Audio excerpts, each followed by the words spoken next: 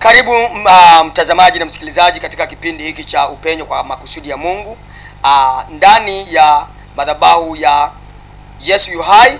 Unaongea na mtumishi wa Mungu Pastor Joseph Ongoa, mwalimu na mhubiri wa neno la Mungu.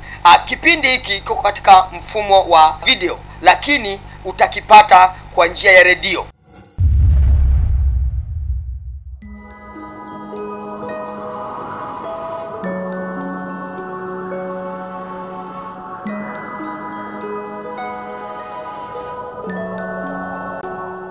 Ndugu msikilizaji na mtazamaji wa kipindi cha Upenyo kwa Makusudi ya Mungu, jina langu naitwa Joseph Ongoa, ni mchungaji, mwalimu na mhubiri wa neno la Mungu, ambapo nimehudumu katika ndani ya mipaka ya Tanzania na nje ya mipaka ya Tanzania nikipeleka kweli ya Mungu. Siku hii ya leo, majira haya ya wakati huu ambapo unasikiliza, unatazama kipindi hiki cha Upenyo kwa Makusudi ya Mungu ndani ya madhabahu ya Yesu yu hai, leo tunalo somo ambalo tunaenda kulipata kupitia kitabu kile cha Waebrania sura 11 mstari wa kwanza. Somo litahusu imani tu.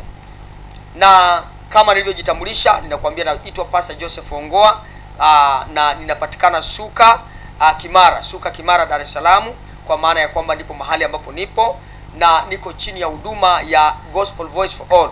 Hii sio dhehebu, sio dini, bali ni huduma ya Injili ambayo imelenga kuwafikia watu wote bila kujali mipaka yao mipaka yao ya kidhehebu. Tunamfikia mtu yoyote. Hata ukiniita kwamba kwa mfano labda ni kanisa, kwamba tunahitaji tusikie mafundisho, tunahitaji tufanye mkutano wa nje, basi niko tayari. Vile vile inawezekana sio kanisa, labda ni jamii ya wanachuo, wakulima, vyovyote vile niko tayari kufikisha injili hii. Pia ni mwandishi wa vitabu vya neno la Mungu, ambavyo sio tu kwamba vitabu vya neno la Mungu sio kuhusu maisha ya watu, ni vitabu ambavyo vinagusa maisha ya watu. Neno la Mungu limekuja ili liguse maisha ya watu.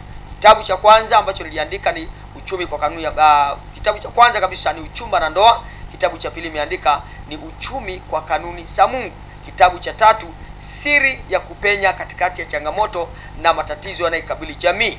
Kupitia vitabu hivi ninaamini utajengwa kabisa, hautabaki kama ulivyo. Hebu sasa wakati huu na majira haya tukaendelee kujifunza katika somo linalohusu imani. Bwana Yesu asifiwe sana. Kabla sijaweza kuendelea, hebu tusome neno la Mungu katika kitabu cha Waebrania sura ya kwanza mstari wa kwanza. Tuone kwamba Mungu anasemaje. Basi imani ni kuwa na hakika juu ya mambo yatarajiwayo, ni bayana juu ya mambo yasiyoonekana. Baba yetu na Mungu wetu, nakushukuru Bwana uliye mwema. Asante kwa wakati mzuri, majira uliyoyaandaa kuwabariki watu wako, majira uliyoyaandaa kuwainua watu wako, majira ambao umeyaandaa Bwana hakika kuwatoa katika mahali ambapo hawapendi kuweko, wafike mahali ambako unataka waende, na wao wenyewe ndio shauku yao. Mungu wa mbingu na nchi, katika jina la Yesu Kristo ninajikabidhi mikononi mwako kama mtumishi wako. Ninaomba unitumie kama chombo chako, Mungu wa mbinguni. Naomba Mungu wa rehema, naomba Mungu mkuu, naomba Mungu uwezaye, mbariki msikilizaji, naomba mbariki mtazamaji huyu. Bariki Bwana, fungua ufahamu wake ili neno lako lipate nafasi, kile ulichokikusudia akakipate, atoke hatua moja kwenda hatua nyingine ya juu kabisa, katika jina la Yesu. Akakuone wewe Bwana katika nchi ya walio hai, na baada ya maisha haya Baba nikuja kwako mbinguni. Nimeomba yote katika jina la Yesu Kristo. Mungu wa mbinguni akubariki sana. Amina, ubarikiwe na Bwana. Basi tuendelee kama nilivyosoma katika kitabu kile cha kitabu cha Waebrania sura ya 11 mstari wa kwanza kabisa. Tunasoma kwamba basi imani ni hakika juu ya mambo yatarajiwayo, ni bayana juu ya mambo yasiyoonekana. Yaani ni hivi kwamba unatarajia kitu gani, sio kwamba unasema labda. Sasa imani ni bayana, yani una uhakika kwamba ni assurance kwamba kitu fulani nakitarajia kutoka kwa Mungu, ni hakika nitakipata. Watu wengine unaweza ukaona kwamba wanaomba, wanasema kwamba labda Mungu, au umekuja kwangu au umekwenda kwa mtumishi ukasema labda nijaribu. Maandiko yanasema wazi kabisa katika kitabu cha Yakobo kwamba mtu wa namna hiyo asitarajie kupokea kitu chochote. Vile vile katika kitabu cha Waebrania hiki sura ile ya 10 mstari wa 38, maandiko yanasema mwenye haki wangu ataishi kwa imani. Ni maandiko ambayo mwandishi wa kitabu cha Waebrania anayanukuu katika kitabu cha Agano la Kale. Vivyo hivyo tunaambiwa hata Ibrahimu alitembea pamoja na Mungu, akaitwa baba wa imani. Henoko kwa imani alikwenda pamoja na Mungu, hata mauti haikuwa na nguvu juu yake. Kwa hiyo kama ni mtu ambao unataka uzungumze mambo ya Mungu, basi bila imani hauwezi kumwona Mungu. Imani ndiyo kiunganishi chetu na Mungu wa mbinguni. Imani ndiyo inatufanya sisi tuisikie sauti ya Mungu. Imani ndiyo inatuunganisha na network ya Mungu. Labda nikutolee mfano. Sisi tunatumia simu siku hizi leo. Watu wanatumia simu. Lakini ndani ya simu unayo line. Line ni kitu kidogo sana. Yaani kidogo mno. Tena bei yake wakati mwingine vinatolewa bure kuliko handset ulionunua. Lakini pasipo hicho huwezi kupata mawasiliano kokote. Kwa njia ya line tu unapata kuunganishwa na watu mbalimbali duniani. Utasema halo kutoka India, watakusikia, mtaongea, mtawasiliana. Utaongea kwa masuala ya biashara, mtaongea kwa masuala ya kazi, mtaongea masuala ya kirafiki, utaongea na mke wako yuko mbali, utaongea hili na lile. Kwa hiyo ni line ndio inawaunganisha, inamuunganisha yule anayetaka kuongea na watu wengine, naunganisha kati ya mtu na mtandao mzima. Maana line inachukua mawasiliano yako, inayarusha mpaka kwenye mtandao yani ile network ya husika, kama ni mtandao wa Tigo au nini, alafu inarusha kwa wale wanataka kwenda. Sasa najua watu wengi, nikiangalia kuna watu wanaenda kanisani, kuna watu wanaenda msikitini. Hao wote maana yake wanahitaji kwanza wapate kitu kutoka kwa Mungu. Wanahitaji waunganishwe na mtandao wa Mungu. Na watu wengine wamelaumu, wakaona kwamba mambo ya Mungu hayana maana. Wanaona kwamba ngoja tugeukie njia hii. Mungu mwenyewe katika kitabu kile cha Ebrania sura ya 11 mstari wa 6 anasema pasipo imani haiwezekani kumpendeza Mungu. Kwa hiyo kumbe haiwezekani ukampendeza Mungu pasipo imani. Na wengine wakapotosha kusema kwamba kila mtu ana imani yake. Imani lazima tuelewe imani ni nini, chanzo chake ni nini. Imani tumeambiwa kwamba ni hakika juu ya mambo yatarajiwayo. Lakini kuna imani ambayo si ya kimungu. Inachozungumzwa ni imani ya kimungu. Imani ya kimungu, kitu cha muhimu. Tena sio cha muhimu tu, ni kama sharti la kuungana na Mungu. Kwanza nikuambie kwa nini inahitajika imani. Wewe una macho, una mwili, una masikio yako, una pua, unanusa. Tuseme mwanadamu kwa namna ya kimwili, yani mwanadamu milango mitano ya mwanadamu, yani kusikia, kuona, kunusa, kupapasa, kuonja. Hii ndio milango mitano, inaitwa milango mitano ya fahamu, ambayo inamuunganisha mwanadamu na physical world, yani ulimwengu wa mwili. Haimuunganishi mwanadamu na ulimwengu wa roho. Sasa tusichokijua ni kwamba ulimwengu wa mwili ni matokeo ya ulimwengu wa roho. Sisi ni matokeo.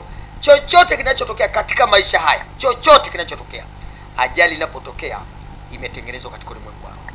Ajali inapotokea kwa mfano ni kwamba kama ni mapepo yamekaa yakajadili, wachawi, washirikina wote wakashirikiana na wakasema tufanyeje? Haya, pepo la usingizi likampitie dereva. Dereva amelala usiku wote kabisa, lakini ashangaa anaendesha gari, mara anaona ghafla anasikia usingizi. Kumbe ni pepo limemvaa la usingizi, anajikuta anapata ajali na watu wengi wanakufa. Sasa wataalamu wa ulimwengu huu watachambua tukio lililotokea. Yaani ulimwengu ni tukio, ni matokeo, lakini source ya kile haijulikani. Nikuletee mfano mdogo tu wa upinde wa mvua. Kisayansi tunauchambua jinsi unavyoonekana. Nasema upinde wa mvua una rangi 7 hivi na vile na vile na vile, lakini hatujui ni kwa nini upinde wa mvua ulianza kutokea. Ni kwa nini? Kwa nini upinde wa mvua ulitokea? Kwa nini radi inatokea? Sasa maandiko matakatifu, kabla ya maendeleo ya sayansi, kabla kabisa, miaka mingi, Biblia ilikuwa na majibu kuhusu upinde wa mvua. Kwa hiyo kama wewe umesoma, unasema nimesoma mambo ya Mungu literate, you are totally wrong. Kwa sababu upinde wa mvua umezungumzwa na Biblia kabla wataalamu hawajauchambua. Biblia ina majibu hayo. Tunaambiwa kwamba upinde wa mvua unapoonekana ni agano Mungu alilisimamisha kati yake na Nuhu kama mjumbe kwa ajili kama mwakilishi wa wanadamu wote, Mungu alikasirika akawaangamiza watu kwa maji. Sasa Mungu wa huruma zake akisema, hakika sitaweza kumwangamiza mwanadamu tena kwa maji. Kwa hiyo akamwambia Nuhu, naweka upinde wa mvua, kila unaposimama upinde wa mvua, nalikumbuka agano langu kwamba kamwe sitamwangamiza mwanadamu kwa maji. Unaona sasa scientific approach wanachambua lile tukio, lakini spiritually ni kwamba tunajua kwamba lile ni agano. Sasa ili tuweze kufanikiwa katika jambo lolote, basi twende kwenye mipango. Ukitaka kudisturb jambo lolote, disturb mpango. Ukitaka kufanikiwa, machi na mpango. Sasa kama hatutabachi na mpango, sisi basi we are destined to fall. Tunakusudia kwenda kwenye anguko. Pasipo imani hujaingilia, hujui mipango na huwezi kufika unakoenda. Sasa kama nilivyosema kwamba kumbe maisha haya duniani ni matokeo, binadamu ni matokeo. Kwa mfano kitabu cha Yeremia, Mungu alimwambia Yeremia, ninakufahamu, nilikujua kabla sijakuumba kwenye tumbo. Ile mimba kabla haijatokea, ambayo hiyo mimba tunaweza kuipima kisayansi, tayari wewe ulikwepo. Niseme kwamba unayo identity yako. Kuna identity yako isiyoonekana kwa kawaida hivi. Ni kama vile kwa mfano wale wasanifu wa majengo wanasanifu lile jengo, wanakuwa na ile ramani ya jengo, ndio inaonyesha kila kitu. Mungu anasema alitujua kabla tulikwepo. Kumbe sisi ni zaidi ya muonekano wetu. Mwanadamu ana nafsi, ana roho, ana mwili. Sasa Mungu naye ni roho. Maandiko matakatifu katika kitabu cha Yohana sura ya 4 mstari ule wa 23, 24, 25 kusoma, maandiko anasema wakati unakuja, saa yaja ambao wamwabudu Mungu watamwabudu katika waabudu halisi watamwabudu Mungu katika roho na kweli. Hasa anasema kwa kuwa Mungu ni roho. Mungu ni roho, malaika wake ni roho, shetani ni roho. Unaona, na bahati mbaya sana sisi hatujui Mungu ndio anayetawala, anayecontrol maisha yetu, na tukimwacha Mungu, shetani anacontrol maisha yetu vibaya. Sasa Mungu anacontrol maisha yetu kutupeleka kuzuri. Shetani anacontrol maisha yetu, anatawala, anaendesha kwenye uharibifu. Sasa ili tumpate Mungu ni lazima tuhame katika viwango vingine kwenda katika swala la kiroho. Sasa imani inaanzia wapi? Maandiko yanasema chanzo cha imani huja kwa kusikia. Neno la nani? Neno la Kristo. Kwa nini neno la Kristo? Kwa nini neno la Kristo? Kwa sababu sisi tuna biological tuna utambulisho wa kibiolojia, lakini sasa hatuufahamu utambulisho wetu, asili yetu ya kiroho, spiritual genealogy. Tunayo biological genealogy. Sasa utambulisho, asili yetu ya kiroho, Yesu Kristo ndio anafunua, alikuja kufunua asili ya mwanadamu, anamuunganisha mwanadamu na Mungu. Hapo ndipo mtu anasikia Mungu akinong'ona, anasema fulani, ninataka nikupeleke mpaka pale. Hivi kwa mfano leo usikie rais kabisa, ukapata dondoo kidogo kwamba wewe sasa unaenda kuteuliwa kuwa waziri. Ulikuwa choka mbaya, ninakuambia utaanza kujiandaa, utaanza kufurahi hata kama una kitu. Siri unayo, na ndio maana watu wanaamua. Mungu alikuwa ana makusudi mazuri. Mwingine ni dada, Mungu amempangia jambo zuri sana, lakini kwa sababu hawezi kusikia sauti ya Mungu, hawezi kujua nini Mungu amekusudia, anajikuta kwamba nasema, Bwana, nimeshakaa miaka mingi sasa, mimi basi Bwana nikimpata yeyote naangukia kwake, madamu niondoe nuksi kwamba nionekane nimetembea na mwanaume nimezaa basi tu. Sasa unauvuruga utaratibu wako. Imani muhimu wake ni kwamba tunaona yaliyo mbele yetu. Hebu angalia, nasema basi imani ni hakika juu ya mambo yanayotarajiwa. Yale mambo unayotarajia kupitia imani, Mungu anataka uyaone. Ni bayana ya mambo ya bayana. Neno bayana ni neno la Kiswahili lenye maana ya kwamba kuona waziwazi. Kwa hiyo imani ni uwezo apewa mwanadamu na Mungu kuona waziwazi mambo ambayo asingeweza kuyaona. Mashujaa wa imani waliona mkono wa Mungu uwezaye kuokoa, ambao kwa macho ya kawaida hawawezi kuona. Ninajua unahangaika, ninajua unateseka, ninajua unayo shida yako. Shida ni moja tu, kwamba huoni kazi njema iliyofanywa na Yesu Kristo kupitia msalaba wake wa Calvary, ambayo ndiyo pale uponyaji wako upo. Mfano, mama mmoja alikuwa mhubiri, ameenda kuhubiri mkutano mkubwa na watu wengi sana wakapona. Sasa yule mama alikuwa ameparalyze, yani miguu yake imeparalyze. Sasa yule mama yuko kwenye wheelchair, kwenye gari la magurudumu hili. Sasa watu wameombewa, mkutano umeisha, yeye bado hakika amekaa kwenye kiti cha magurudumu. Tatizo lake liko pale pale. Sasa mhubiri amemaliza, mkutano umeisha, ndipo yule mhubiri akamwambia, yule mama akamwambia, mbona mhubiri watu wote wamewaombea wamepona, mimi sijapona? Akamwambia, hebu twende. Akamfungulia Biblia kwenye kitabu kile cha Isaya sura ya 53, akaanza kumwambia, kwa kupigwa kwake sisi tumepona. Sasa yule mama akaambiwa, fuatilia maneno haya, kwa kupigwa kwake sisi tumepona, kwa kupigwa kwake sisi tumepona. Sasa yule mama akachoka yule mhubiri anavyomwambia mara kwa mara, ndipo akamwambia, mbona mimi sijapona? Yani lile neno baadaye likamwambia, mbona kwa kupigwa kwake watu wamepona, mbona wewe hujapona? Tayari imani kafunguka, ile spiritual faculty yake kafunguka, akauona uponyaji wake ulio ndani ya Yesu Kristo, akauona uponyaji wake uliye msalabani. Picha ya uponyaji wako, picha ya ndoa yako safi, picha ya uzima wako, picha ya baraka zako iko ndani ya Yesu Kristo. Na ndio maana tunasisitiza watu, muaminini Yesu Kristo, kwa sababu yeye ndiyo ufunguo wa kila kitu. Tunaendelea na Mungu wa mbinguni akubariki. Hebu nipe ni break kidogo, nipate maji kidogo, halafu tutaendelea. Mungu wa mbinguni akubariki sana.